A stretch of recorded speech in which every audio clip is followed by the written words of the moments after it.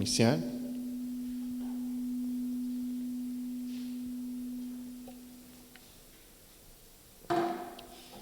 Y nuestro mensaje de hoy se titula La santidad es básica para el crecimiento.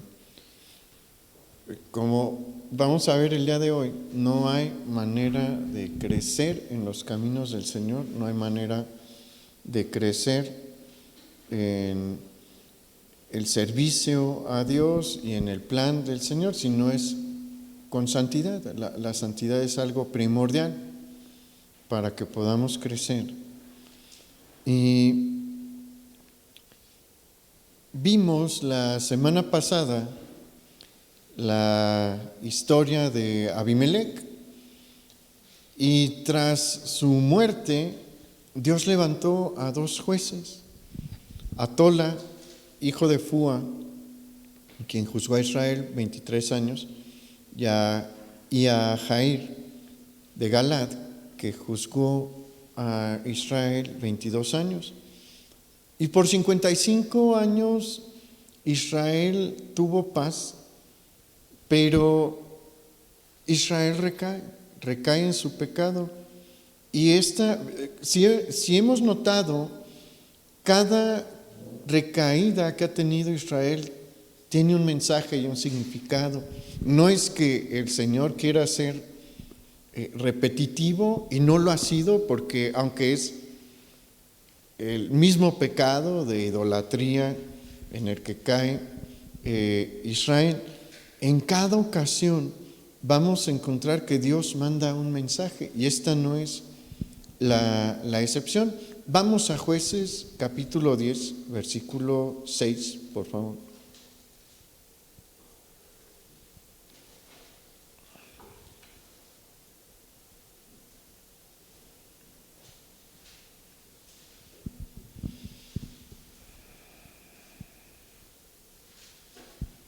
¿Y está ahí? Jueces capítulo 10, versículo 6.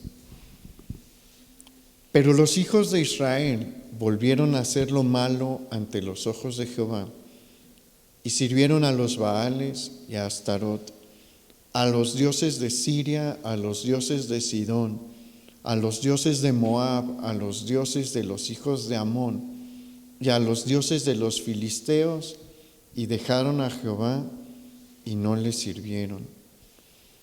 Y mire, hemos platicado, y creo que en el estudio del libro de los jueces ha sido muy claro que la Biblia es un libro de detalles.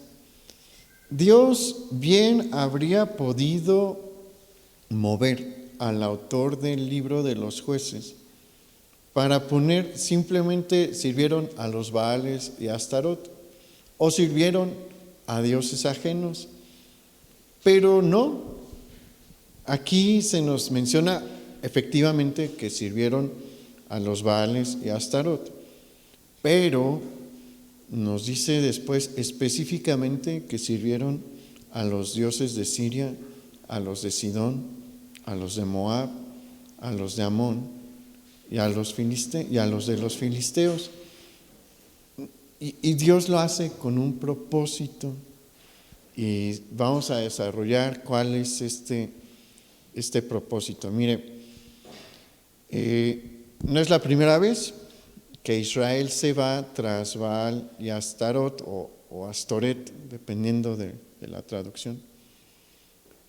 Pero Baal y Astarot son pues ídolos muy populares, dioses muy populares en toda la región.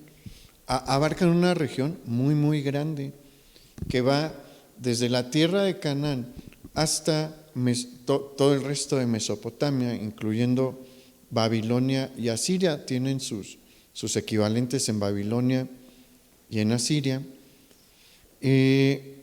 Pero aquí se nos mencionan a estas naciones porque hay algo que debemos de entender en cuanto a las creencias religiosas de este tiempo. Y esto nos va a abrir el panorama de por qué Dios nos está dando estos detalles. Los dioses en este tiempo son locales. Cada ciudad tiene su dios protector o defensor. Cada nación tiene sus dioses protectores o defensores. Por ejemplo, en Siria vamos a encontrar varias versiones de Baal. Y los sirios esperan que esta versión de Baal, a la que ellos adoran, les defienda en contra de sus enemigos, en contra de las naciones que les invaden. Los moabitas tienen varios dioses, pero su dios principal es Quemos, y esperan que cuando ellos tengan un problema puedan acudir a Quemos y Quemos les conteste. Los amonitas, igual que el resto, tienen varios dioses, pero su dios principal es Moloc. Y esperan que cuando tengan un problema, Moloc acuda en su ayuda. Ellos claman a Moloc, no van y claman a Quemos. ¿Entienden eso perfectamente? Y es algo sorprendente en Israel. Israel no aprecia a su Dios, que ha mostrado ser efectivamente más poderoso que todos los ídolos que hay alrededor, pero Israel no lo aprecia, y eso duele, ¿no? ¿Y sabe por qué duele más? Porque en muchas ocasiones nos comportamos igual. ¿A quién acude en primera instancia cuando tiene algún problema? ¿Cuál es su primer lugar de refugio? ¿Es Dios? ¿Es la cuenta del banco? ¿Es el médico de cabecera? Que obviamente, si se siente mal, vaya al médico, para eso están aquí. Dios les dio ese don, porque honestamente yo no hubiera podido ser médico, la verdad no. No es lo mío, pero gracias a Dios, porque hay personas con ese don. Y bueno, hay que ser sabio, ¿no? Pero es una cosa muy diferente tener la confianza puesta en Dios e ir a consultar al médico, a confiar ciegamente y totalmente en el médico. ¿Quién debe de ser nuestro principal apoyo? ¿Quién debe de ser nuestra principal fuerza? ¿Quién debe de ser nuestro principal refugio? Dios. Ahí es a donde debemos de acudir primero. La pregunta es, ¿lo hacemos? ¿O tenemos nuestros planes de contingencia, nuestro plan B, C, que a veces en realidad es nuestro plan A? Así es como estaba Israel, buscando en otros lugares con alguien con quien ni tenía relación. Luego, en la desesperación, vamos y buscamos a personas que ni conocemos, que simplemente nos recomiendan, y generalmente nos va mal, y no tendremos a un Dios sabio, a un Padre amoroso y sabio que nos muestre el camino. Y finalmente se nos menciona también aquí que ellos siguieron a los dioses de los filisteos también. Los principales dioses filisteos eran Dagón y una versión de Baal, que se llamaba Baal Zebub. ¿Y por qué menciono esto? Porque, miren, no vamos a encontrar a los filisteos buscando adorar a Dios, a menos de que se hayan convertido, pero no están buscando al Dios de Israel. Consideran al Dios de Israel su enemigo, pero increíblemente Israel va a buscar a los dioses de sus enemigos y los empieza a servir. Y fíjese lo que dice el el versículo 7.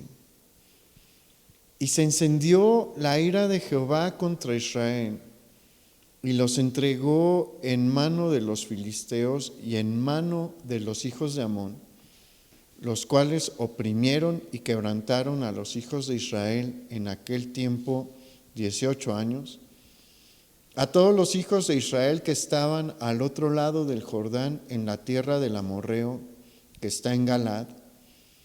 Y los hijos de Amón pasaron el Jordán para hacer también guerra contra Judá y contra Benjamín y la casa de Efraín, y fue afligido Israel en gran manera.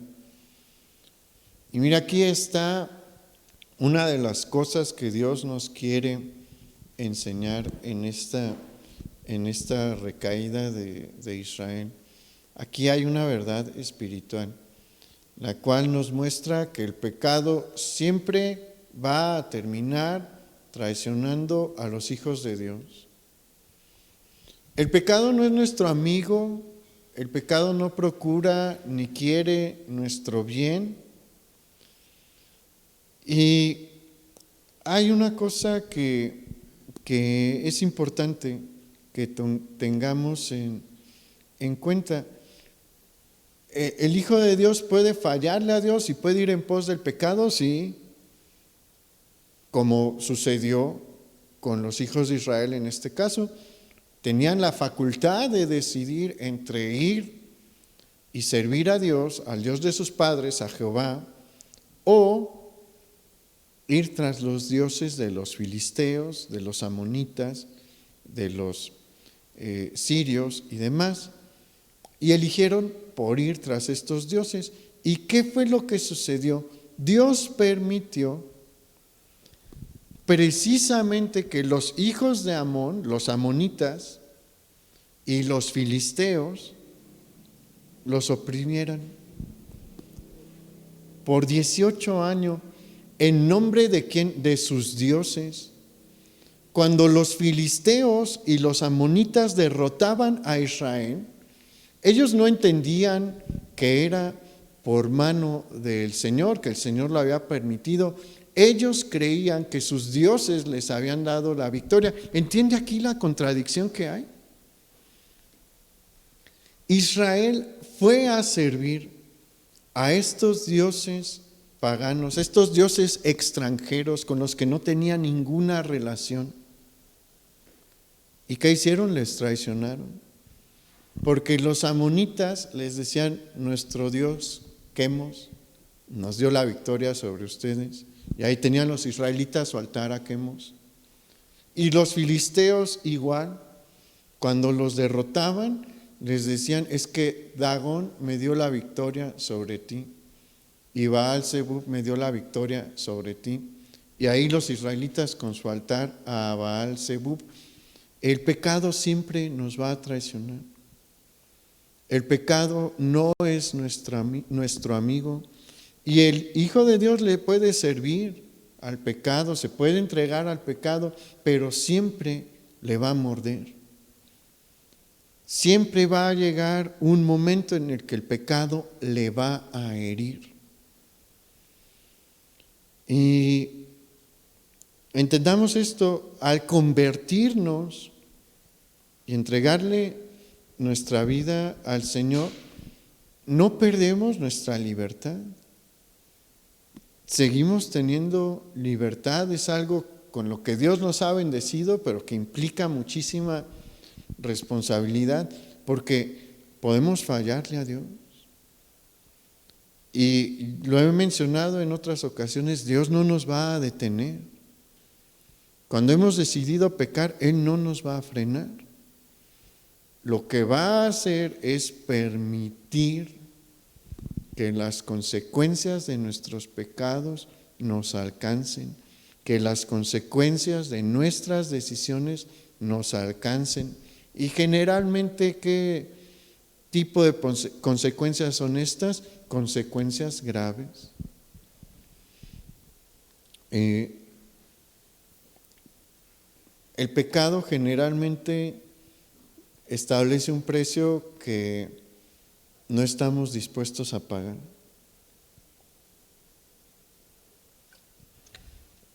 Pero no lo vemos así.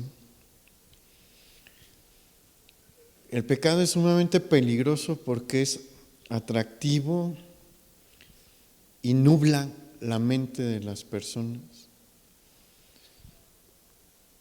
El pecado ofrece algo en el momento y tiene un poder tal que hace que la persona deje de pensar en las consecuencias futuras para concentrarse en lo que quiere en el momento. Y la cosa es que los momentos duran muy pocos, el presente está en continuo cambio. Y piense en los efectos que tienen los pecados. Y va a ver que la mayoría son sumamente fugaces. El que comete adulterio o algún pecado de fornicación tiene un momento muy fugaz de placer. El que se entrega al alcohol pues puede tener una fiesta legendaria, ¿no?, de una noche. Igual el que se entrega a las drogas, aquel que roba, pero ¿cómo son las consecuencias? Si el adulterio es descubierto, va a generar una lesión o una ruptura en ocasiones irreparable en los matrimonios. A veces sí es reparable con la ayuda de Dios, pero se requiere de un proceso de restauración que puede tomar años por una noche. Ve cómo es el pecado. O sea, el pecado nos hace enfocarnos en esa noche y no nos deja razonar claramente que ese pecado puede traer unas consecuencias que van a durar años o que pueden durar toda la vida. Mira aquel que se emborracha y maneja ebrio y atropella a una persona y le quita la vida, nunca pensó en eso, solamente estaba pensando en que se le iba a pasar bien. Aquí lamentablemente en México, nuestro sistema legal pues no es tan severo. Debería de ser más severo con las personas que manejan en estado de ebriedad, pero en Estados Unidos es prisión inmediata el simple hecho de estar manejando en estado de ebriedad. Si mataste a alguien ebrio vas a pasar un buen rato en la prisión, pero la persona nunca pensó en eso. Pensó en el momento, pero el pecado le va a traicionar y no le va a dejar ver lo que viene adelante. Las consecuencias prolongadas que siempre trae el pecado. Israel no pensó, no veía a largo plazo, pero dura 18 años oprimido por estos dos pueblos. Por eso Dios los mencionó allí, a los hijos de Amón y a los filisteos, porque Dios le está dando a Israel una lección y nos la está dando a nosotros también. El pecado siempre nos va a traicionar. El pecado no es nuestro amigo. El pecado no busca nuestro bien, busca nuestra destrucción. Y vamos al versículo 10. Entonces los hijos de Israel clamaron a Jehová diciendo: nosotros hemos pecado contra ti, porque hemos dejado a nuestro Dios y servido a los Baales. Y Jehová respondió a los hijos de Israel: ¿no habéis sido oprimidos de Egipto, de los amorreos, de los amonitas, de los filisteos, de los de Sidón, de Amalec y de Maón? Y clamado a mí, no os libré de sus manos, mas vosotros me habéis dejado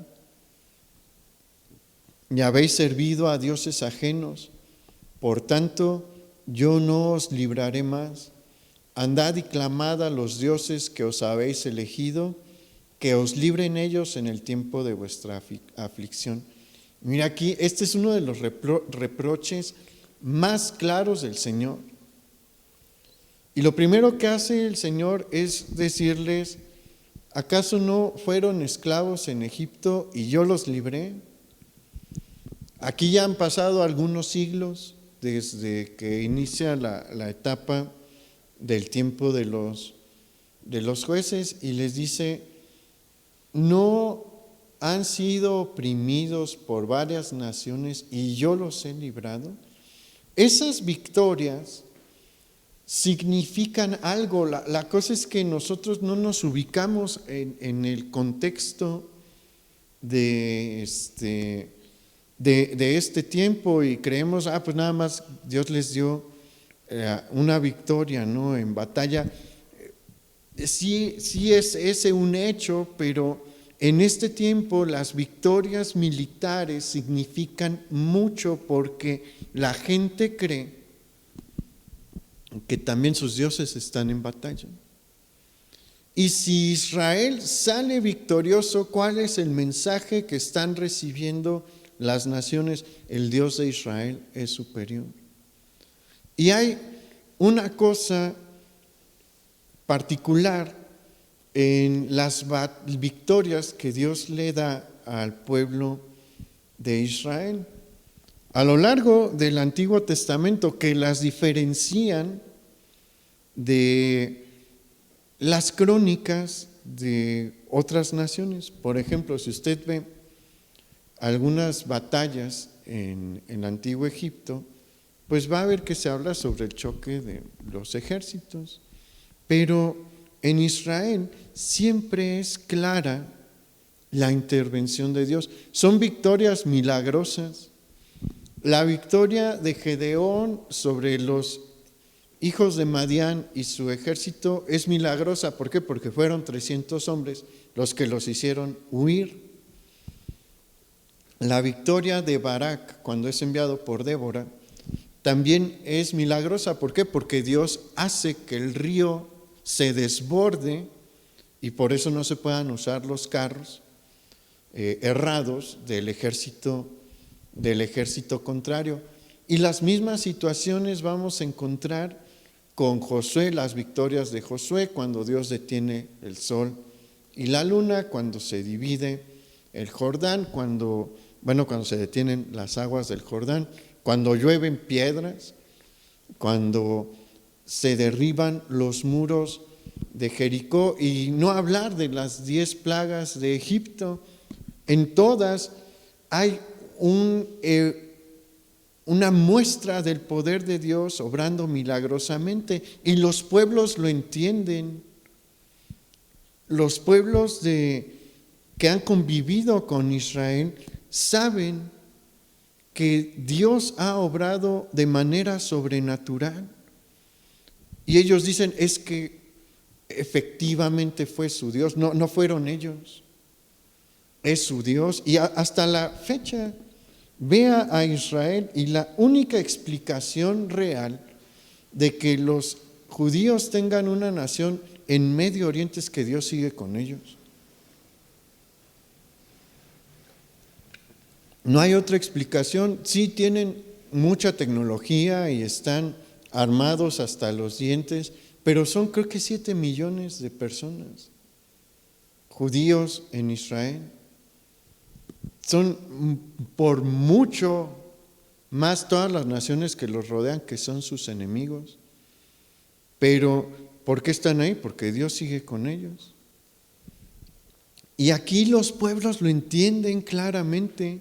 Dicen, Jehová, el Dios de los hebreos, nos dio una arrastrada y venció a nuestros dioses. Y el Señor les dice, no ha sido suficiente. ¿No he sido claro en que soy superior a todos los dioses tras los cuales ustedes se han ido? Pues si no he sido claro, ahorita lo voy a hacer. No los voy a librar. Vayan y pídanle a los dioses que están sirviendo, que ellos los libren. Y ahí Dios les está pidiendo un imposible y ellos lo entienden. ¿Por qué? Porque como le digo, en este tiempo los dioses son locales. Los amonitas siguen a Quemos. Quemos es su dios. Ellos tienen un pacto con Quemos. La expectativa que tienen en cuanto a su fe es que Quemos salga a defenderlos, y es ridículo pensar en este tiempo que si un israelita clama a Quemos, Quemos va a estar a su favor y no a favor de los hijos de Amón. Lo mismo es con Dagón.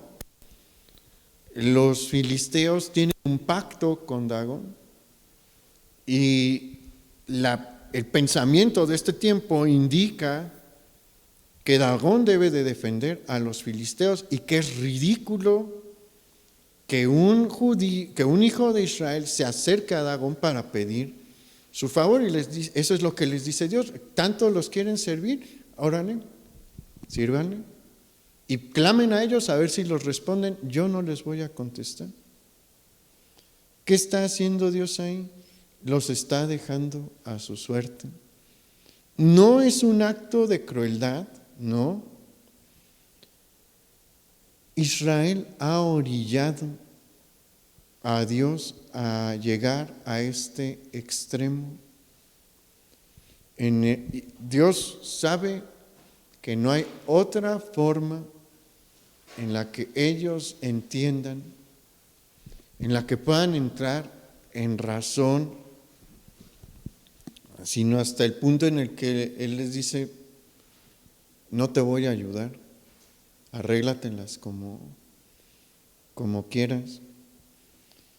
Y hasta que no les dice Dios esto, ellos reaccionan. Ahí como que la lógica vuelve, porque estas son cosas de sentido común, son cosas lógicas. Pero vea la capacidad que tiene el pecado y nuestra terquedad como seres humanos, que nos permite ir en contra del sentido común, de la lógica elemental. Y cuando Dios les dice esto, y cuando Israel se topa de esta situación, reacciona y dice: es que, pues sí, efectivamente estoy mal.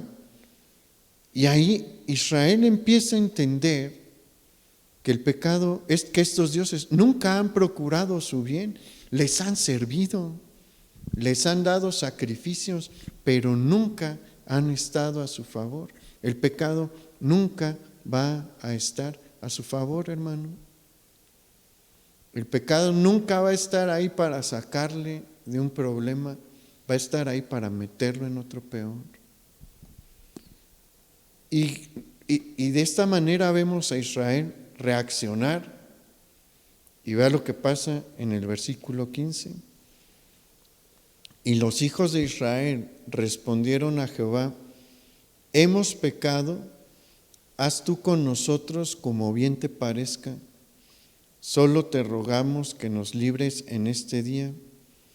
Y quitaron de entre sí los dioses ajenos y sirvieron a Jehová, y él fue angustiado a causa de la aflicción de Israel. Aquí hay un detalle bien interesante.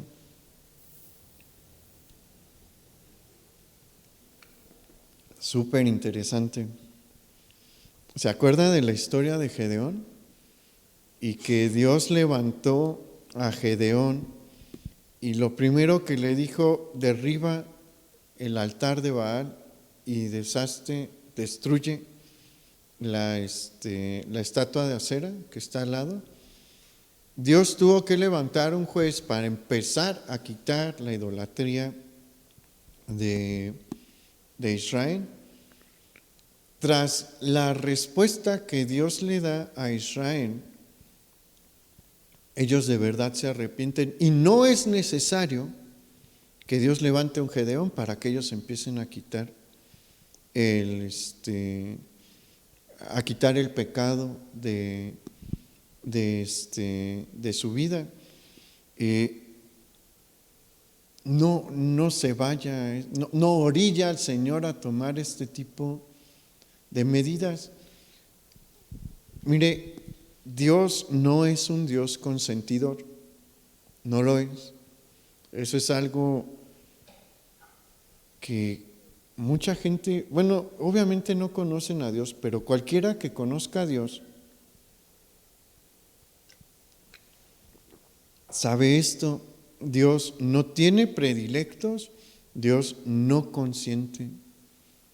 Él no tiene hijos consentidos y es paciente, eso sí es paciente, pero Él va a tomar la medida que tenga que ser necesaria para hacer que sus hijos se corrijan.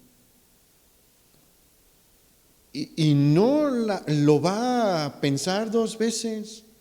Mire, Dios utiliza la figura del pastor por muchas razones. No voy a entrar a ese tema, no es el tema de aquí, pero los pastores en este tiempo tienen una enorme responsabilidad. Ellos deben de rendir cuentas por cada oveja. Si están cuidando un rebaño extraño, deben de rendir cuentas. Y si es su propio rebaño, es su medio de subsistencia el tener el ganado. Entonces cada ovejita que tienen es vital. Y hay ovejitas que son medio tercas, como a veces somos nosotros. Y hay momentos en los que una oveja es tan terca que el pastor le tiene que romper una pierna, para que se esté quieta y no se ande saliendo del redil. Dios está dispuesto a romperle las piernas, si así lo quiere ver, si lo orilla. Y no lo va a pensar, porque sabe que si se sigue saliendo y no toma esta medida, usted se puede meter en donde hay lobos, se puede ir por un barranco, o se puede ir al desierto y perecer ahí. Entonces, Dios está dispuesto, entiéndalo, Dios va a hacer lo que ocupe hacer para que sus hijos entren en línea. Lo hizo aquí con Israel y es efectivo el Señor.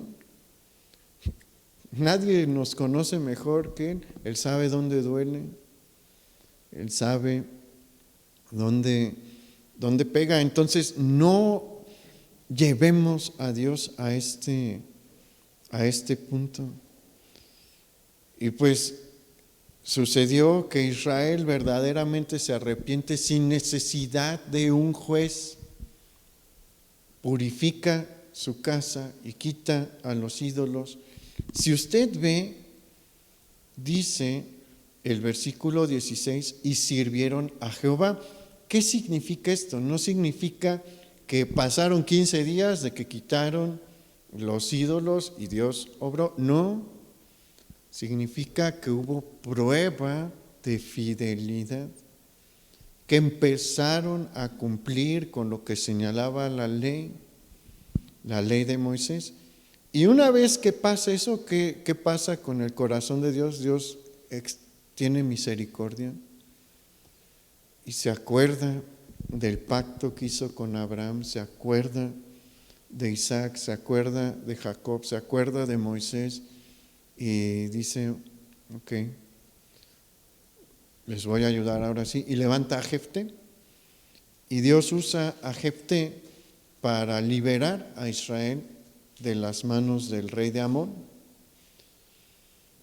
Jefté dura poco tiempo como juez, muere 6 años después de que inicia su oficio como juez. Y el Señor después levanta a otros jueces, se les llama menores porque no hay mucha información, el Señor no nos dejó mucha información de ellos. ¿Quiénes fueron? Ibsán, Elón y Abdón. Pero después los hijos de Israel vuelven a fallar. Y bueno, si usted ve, en el pasaje que leímos, vimos que dos naciones empezaron a afligir a Israel. La que generaba el mayor problema era Amón, porque esa tenía la facultad de afligir a las 12 tribus, pero con Jefté Dios los libra de Amón, pero los filisteos que habitan en el sur no dejan de afligir a las tribus del sur. Y principalmente los hijos de Judá y de Benjamín, que son las tribus más grandes que están en el sur, van a tener este problema con los filisteos que habitan en el suroeste, en las costas del Mediterráneo. Y vamos a Jueces capítulo 13, versículo 1.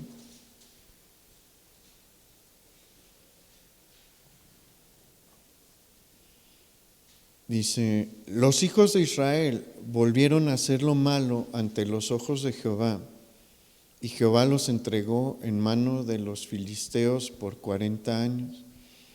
¿Han notado que el término de temporal, 40 años, se repite mucho en nuestro estudio? Hay una razón de ser.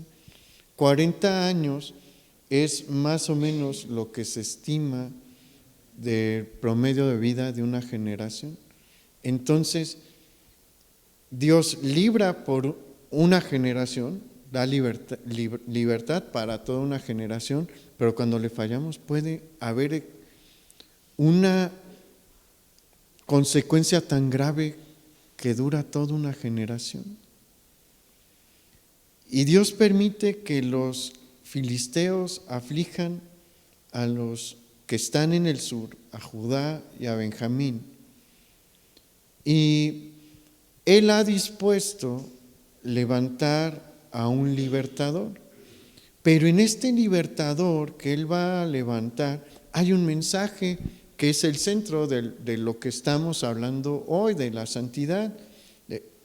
O sea, el tema central de la santidad se va a tocar en este libertador que el Señor quiere levantar. Vamos al versículo 2. Y había un hombre de Sorá, de la tribu de Dan, el cual se llamaba Manoa, y su mujer era estéril y nunca había tenido hijos. A esta mujer apareció el ángel de Jehová y le dijo: he aquí que tú eres estéril y nunca has tenido hijos, pero concebirás y darás a luz un hijo. Ahora pues, no bebas vino, ni sidra, ni comas cosa inmunda, pues he aquí que concebirás y darás a luz un hijo, y navaja no pasará sobre su cabeza, porque el niño será nazareo a Dios desde su nacimiento, y él comenzará a salvar a Israel de mano de los filisteos. En estos versículos que acabamos de leer, tiene lugar un evento muy importante y podemos ver la importancia del evento por el heraldo de él mismo. ¿Quién es el que anuncia este evento que va a tener lugar? El mismísimo ángel de Jehová, que como hemos visto es Dios en una manifestación que el hombre puede ver. Y si usted se ha dado cuenta, a lo largo de este estudio hemos visto que el ángel de Jehová aparece mucho en el libro de los Jueces. Génesis y Jueces son los libros con la mayor cantidad de apariciones del ángel de Jehová. Pero hay una razón por la que el ángel de Jehová aparece tantas veces en el libro de los Jueces. El ángel de Jehová aparece en este libro con el propósito de corregir al pueblo de Israel, también con el propósito de elegir y de enviar a los libertadores que Él ha elegido también. Y esto habla sobre ¿qué? Sobre el gobierno de Dios sobre Israel, que como mencionamos es algo que todos los jueces tenían bien presente, todos excepto Abimelec, entendían bien que el que estaba gobernando era Dios, que ellos simplemente eran instrumentos de Dios. Y de esta manera vemos que el ángel de Jehová desea liberar a Israel y anuncia el nacimiento de Sansón, y se le menciona a su mamá cuál es la misión de este niño que va a recibir de parte de Dios, como un milagro de parte de Dios, y es comenzar a liberar a las tribus del sur de la mano de los filisteos. Pero los versículos 4 y 5 son bien importantes, porque el ángel de Jehová le señala a la esposa de Manoa que el hijo que Dios les va a conceder iba a ser nazario desde su nacimiento. Y esto es importantísimo. Mire, la palabra nazario significa consagrado o separado para Dios. El voto nazario podía ser por tiempo determinado, es decir, una persona se acercaba al sumo sacerdote y hacía este voto y podía decir: voy a tener el voto de nazario por 5 años, 3, 10, no sé, por el tiempo que él sintiera, ¿no? Era un voto voluntario. Y había ocasiones que era así, por el tiempo que la persona sentía en su corazón dedicar a Dios dentro de este voto.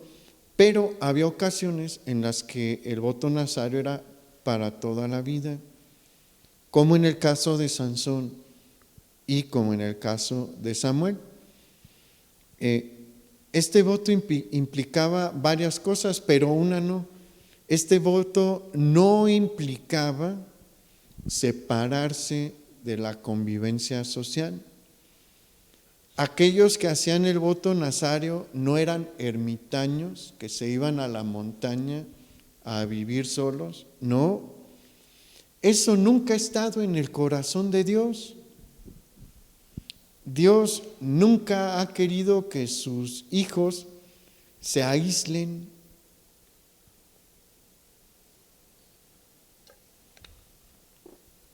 Por eso nunca le dijo a los que hacían el voto nazario: se van a encerrar al templo o se van a un monte y se quedan ahí, o a una cueva. No, nada de eso.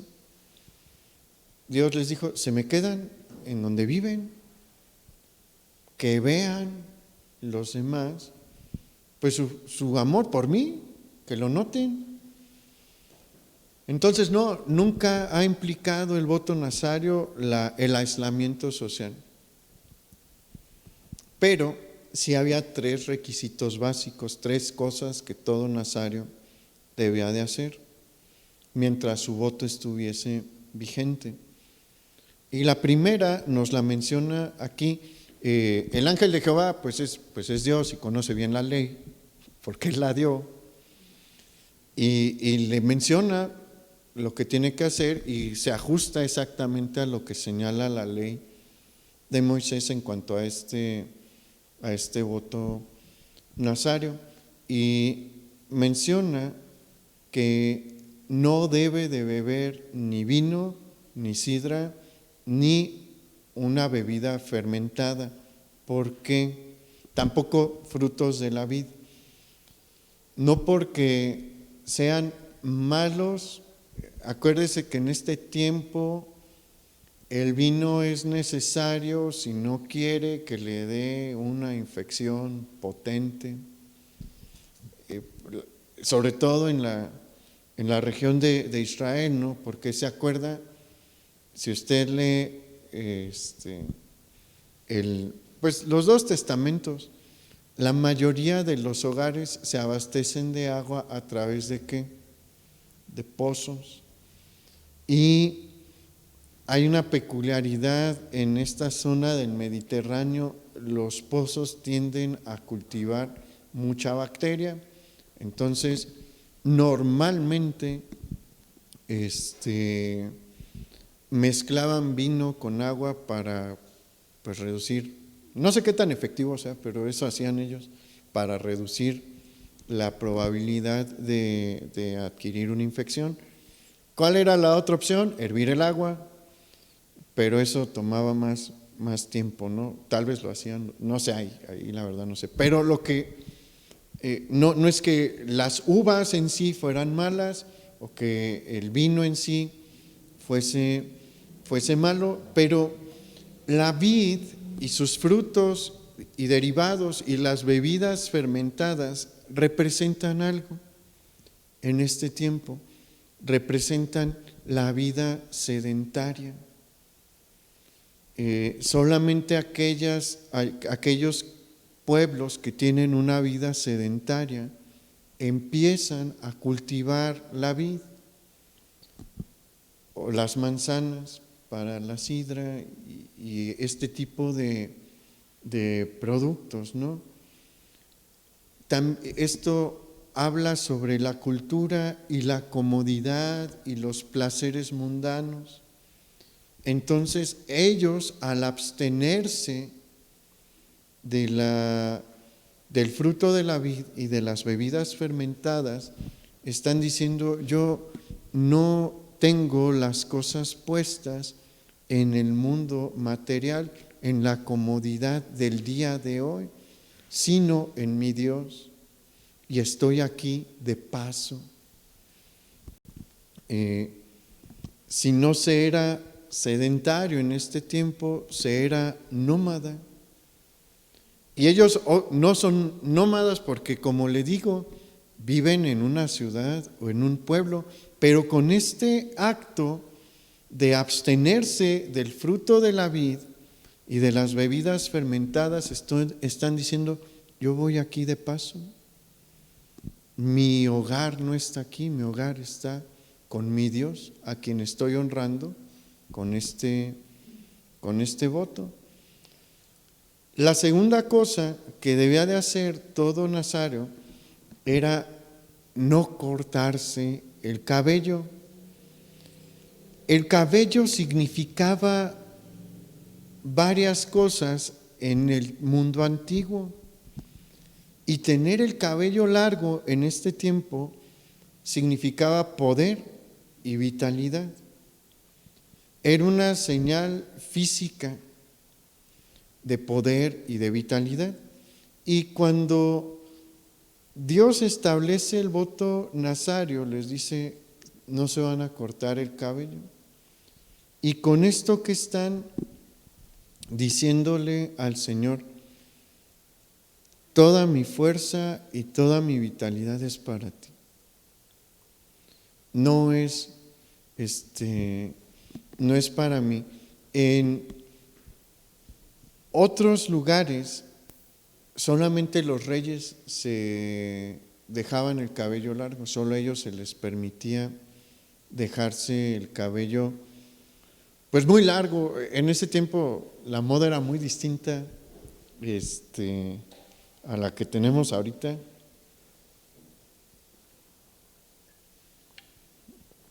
La moda antes de los hippies es una moda muy influenciada por el mundo romano.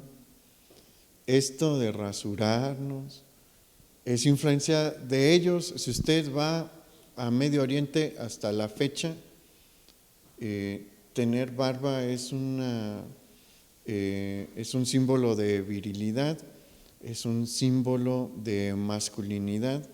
No lo ven como: ay, qué cochino y no se rasura. Eso es algo que tenemos nosotros ahorita en nuestra cultura. ¿Por qué? Porque la influencia romana sigue aquí. Si usted ve cómo eran las tribus del norte de Europa, la barba era también muy importante, era muy masculina. El hombre no tenía que rasurarse todos los días. Eso llegó con los romanos por las cuestiones militares. en el ejército era importante que estuvieran rasurados y se volvió el estándar y hasta la fecha nos rasuramos todos los días, ¿no? Los que ocupamos. Pero se tenía también el cabello un poco más largo en este tiempo en la zona de Israel, pero dejárselo muy, muy largo, eso era solamente exclusivo de los reyes, de los nobles, porque era una muestra de su poder. Pero si usted ve en la Escritura, los únicos que vemos con el cabello muy largo es a los nazarios y Absalón, pero Absalón estaba muy mal, él seguía las tradiciones de los pueblos paganos, pero el que iba a tener el cabello largo en Israel iba a ser el nazario. ¿Por qué? Porque iba a ser una señal de consagración.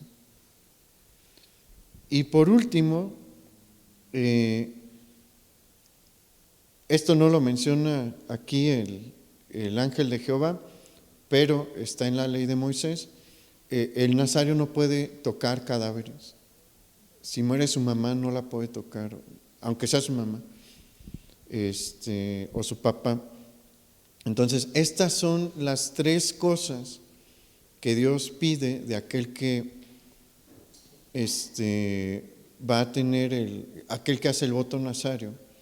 Y todas hablan de esta consagración a Dios, de esta dedicación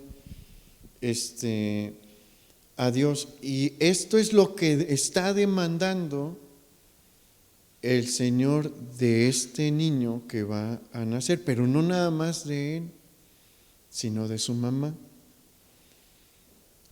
Y todo es porque su mamá, bueno, ella es mujer y tiene el cabello largo y seguramente nunca se ha rapado, pero tiene que abstenerse también del fruto de la vid y de las bebidas fermentadas. Estas tres cosas que implican el voto nazario hablan sobre la santidad.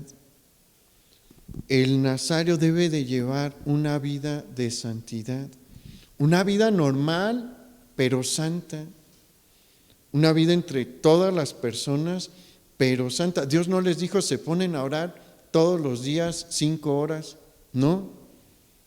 Obviamente tenían sus tiempos, ¿no?, para buscar a Dios, pero Dios nunca les dijo deja de trabajar, no. El nazario, si tenía tierras, salía a trabajar las tierras, si tenía ganado, salía a trabajar el ganado. Su vida debía de manifestar esta santidad y esto era lo que Dios quería. Y es lo mismo para nosotros. Y Dios hace un énfasis muy grande sobre estos aspectos de santidad. ¿Por qué? Porque en 3 ocasiones, en 14 versículos, se hace mención de este voto. La primera, en los versículos 4 y 5 que leímos, cuando el ángel de Jehová se presenta con la mamá de Sansón. Después, en el versículo 7, se vuelve a mencionar esto cuando ella le cuenta a Manoa, el que va a ser el papá de Sansón. Y finalmente, cuando el ángel de Jehová vuelve a aparecer en los versículos del 11 al 14, le vuelve a mencionar las características del voto nazario a Manoa. En 14 versículos, en 3 ocasiones se menciona esto. ¿Por qué? Porque es sumamente importante. Dios está señalando algo aquí. La obra que Él pretende hacer es muy grande, porque los filisteos en este punto son una nación poderosa, son uno de los grandes pueblos marítimos de este tiempo, y ni Judá ni Benjamín tienen con qué hacerles frente. Y Dios ha dispuesto a empezar a liberarlos de esta potencia de la región, pero se necesita que la persona que va a ser usada sea santa. Para poder cumplir la misión que Dios ha puesto delante de él, va a ser necesario que se lleve una vida de santidad. Vamos al versículo 24.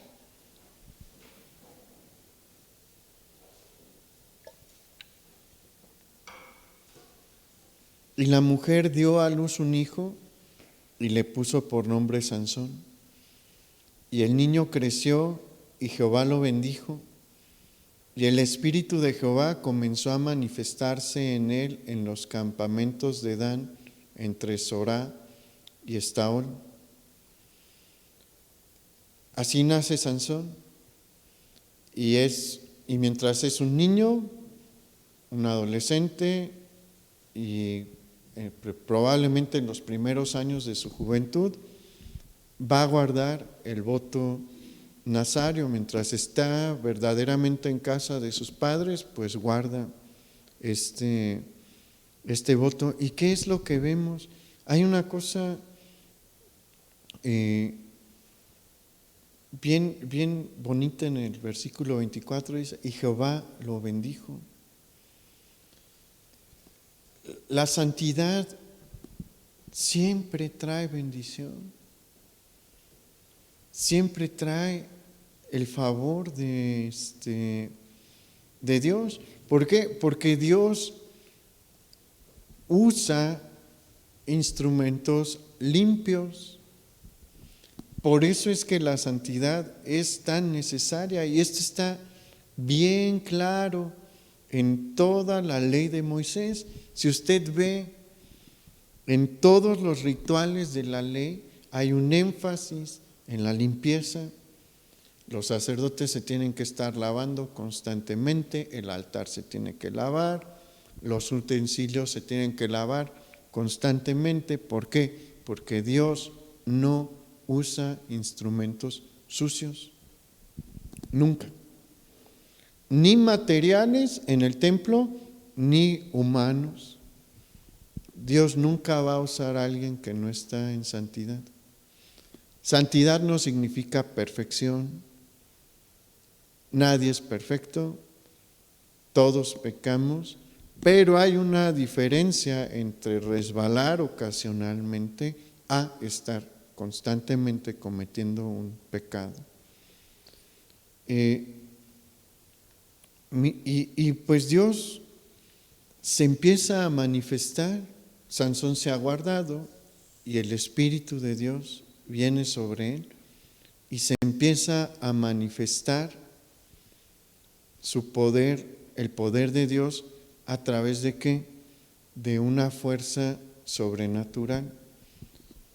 Porque él va a ser el hombre más fuerte del mundo. Porque es necesario. Esta fuerza sobrenatural va a ser necesaria para amedrentar a los filisteos. Se ocupa que los filisteos le teman al héroe de Israel, y pues este tiempo es un tiempo físico y no hay mayor manera de amedrentar que con fuerza bruta, la verdad. Y Dios va a empezar a azotar a los filisteos a través de Sansón. Y pues en la siguiente ocasión vamos a hablar sobre cómo él no cumplió bien su misión, no pudo cumplir bien su misión, precisamente por este punto, porque no se guardó en santidad. Pero si alguien aquí o de los que nos ven en alguna red social siente el llamado de Dios a servirle, debe de tener bien presente que hay un precio a pagar, y es un precio de llevar una vida en santidad. Si no, no se va a poder. Y yo he mencionado en varias ocasiones que cada uno de nosotros tiene una misión de parte de Dios enfrente. Si Dios nos ha salvado, si hemos sido redimidos por el sacrificio de nuestro Señor Jesús y somos parte del pueblo de Dios, Él tiene pensado usarnos. Y he mencionado esto también, es muy emocionante pensar esto. Hay gente que dura toda la vida sin encontrar su propósito. Usted lo puede encontrar, pregúntele a Dios. Él tiene uno. Hay un plan para cada uno de los que están aquí y de los que nos escuchan. Y de los que son del pueblo de Dios que no nos escuchan, porque no todo el mundo nos escucha. Pero todo hijo de Dios tiene un plan diseñado por Dios para su vida. Un propósito y una razón de vivir en esta tierra y andar entre los mortales. Pero lo podemos cumplir o lo podemos cumplir a medias o no cumplir, dependiendo de qué, de dos cosas, de nuestra disposición. Si no queremos cumplirlo, Él no nos va a obligar. Dios no nos va a obligar a servirle. Dios no nos va a obligar a cumplir con esta misión. No lo va a hacer, es algo que debe de salir de nosotros. Si quiere saber cuál es, pregúntele. Es la única manera. No me pregunte a mí, no le pregunte a mi papá, no le pregunte a Marco, a Héctor, no le van a decir. ¿Por qué? Porque eso es algo entre Dios y usted. Si le pregunta lo suficiente, porque no espere que le diga a la primera, le va a mostrar por dónde es y le va a permitir decidir. Entonces, el cumplir o no, o cumplir a medias, depende de esta cosa, de nuestra disposición. Y la otra es de nuestra santidad. Dios no va a usar, como le he dicho, un instrumento sucio. Nunca, jamás. Pero si estamos en santidad y tenemos disposición, vamos a lograrlo. Y es muy triste ver casos como el de Sansón, donde es precisamente la ausencia de santidad la que llevó a que no cumpliera completamente con su misión. Él pudo haber hecho mucho más, como lo vamos a ver en la siguiente ocasión, pero no pudo. ¿Por qué? Porque no se guardó en santidad. Si de verdad queremos crecer, si de verdad queremos ser usados por Dios, la santidad es básica, la santidad es necesaria. Vamos a orar. Bendito Padre, gracias